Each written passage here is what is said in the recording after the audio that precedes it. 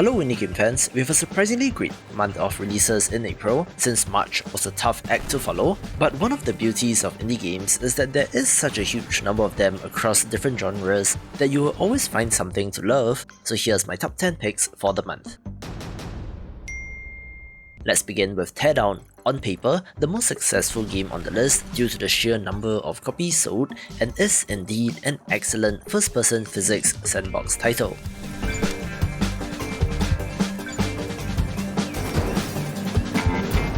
There is a story campaign which sees you as the owner of a distressed business, taking on increasingly complex and dangerous jobs for the wealthy in what appears to be some sort of rich person slap fight, but unbeknownst to all parties, you're actually the person responsible for it all.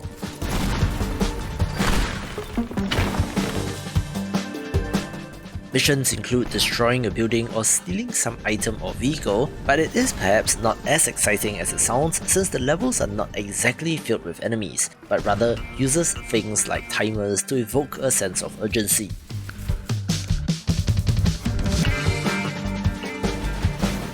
However, the physics simulation in this is very impressive, but the absolute freeform nature of this is simply amazing, compounded with Steam Workshop support and a huge community, making it one of the best physics titles out there. We have decided to use an unusual ingredient in our specialties as a result of the insanely high meat prices, due to sheer hunger or simply because it tastes so delicious. Human flesh is highly appreciated. We do not know the reason why, and we don't really care. Ravenous Devils is a deliciously macabre management sim that is essentially Sweeney Todd the video game, where if you're not familiar, it is the story of a barber who kills his customers, passing their bodies along to his accomplice who chops them up and cooks them into pies. Only in this game, trade out the barber for a tailor and you get the idea. I'm honestly surprised how popular this gruesome game is, which I suspect is due to the very compelling gameplay loop of constant upgrades, and while it is on the easier side, is still worth a play.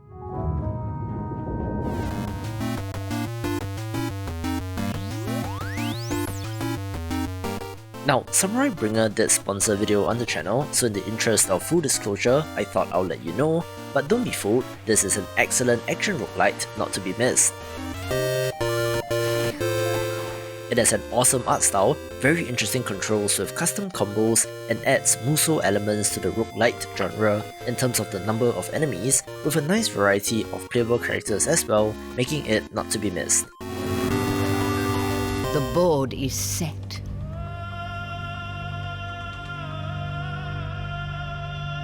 The native Fremen dream of creating a green Arrakis, while the Baron Harkonnen wants to paint it red.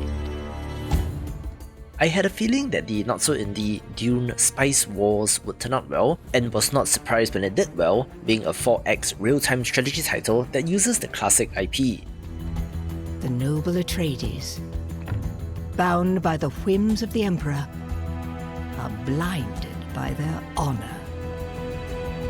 Their quest to control Dune's precious resources while learning to survive its punishing sun distracts them from those who lurk in the shadows.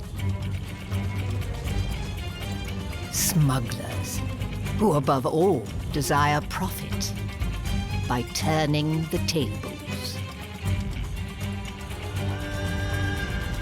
The board is set. The Spice War begins. It comes to us from developer Shiro Games, who made the excellent Northgard, which I just mentioned recently, implementing some of the same elements from that great game here, but add to that the strength of the IP and you have a winner. We'll be keeping an eye on this in early access.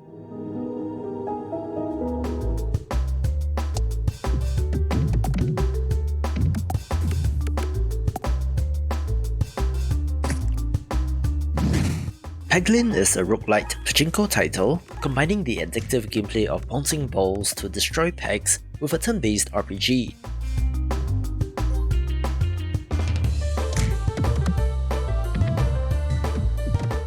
it looks very adorable since your main character is a little goblin, where adding Slay the Spire style relics is pretty clever for a game like this.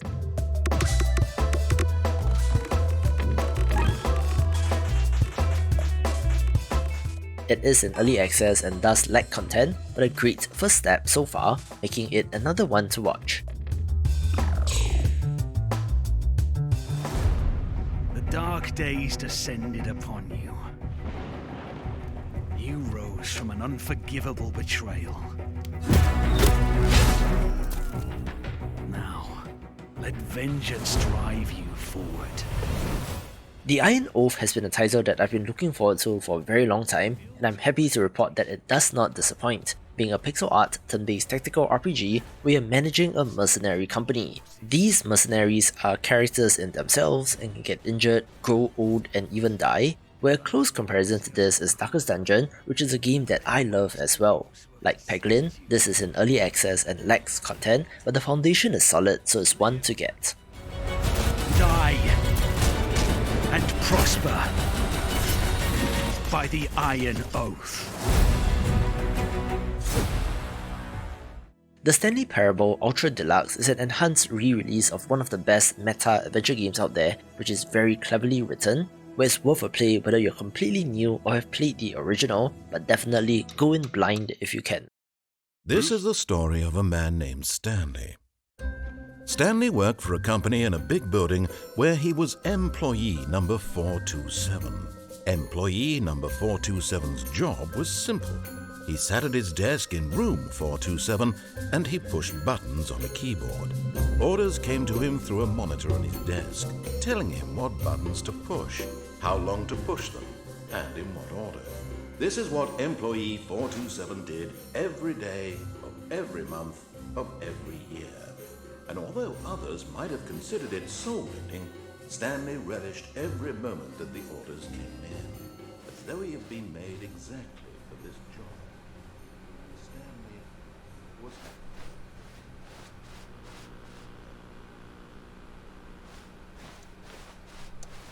One day, something very peculiar happened. Something that would forever change Stanley. Something he would never quite. Stanley walked straight ahead through the large door that led into the mind. Stanley was once again stunned to discover not an indication of any. Stanley knew the office next. Stanley didn't want to go back to the office. Stanley took a first don't like the Stanley decided to go to the meeting. Stanley's obsession with the Stanley was such a Stanley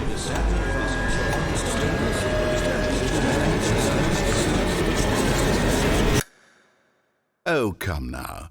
You don't want it to end already, do you? Why don't we begin again?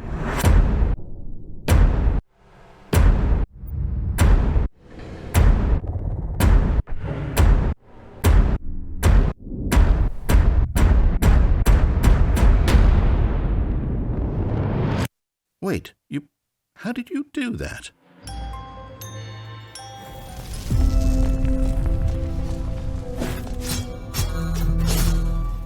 Let's kick off the top 3 with Haiku the Robot, a pixel art Metroidvania that I'm so happy to see get the amount of success that it has, since I believe this is from a solo developer that has put in the work.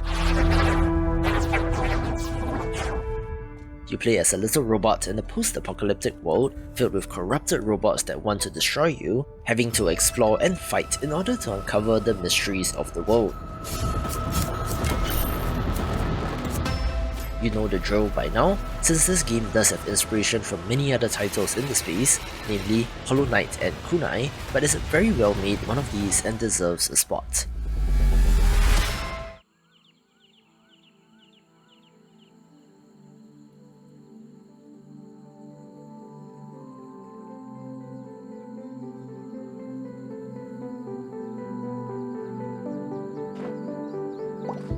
I just talked about Dofromantic in my video on the best relaxing games which you can watch, link in the top right, but if you've already watched that, you know why this sits high on the list.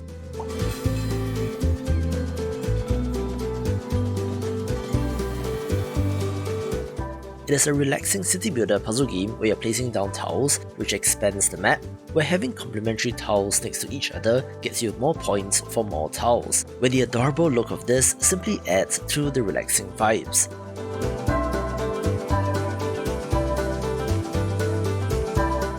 It does remind me of board games like Carcassonne, but wonderfully translated to a video game, making this one of interest.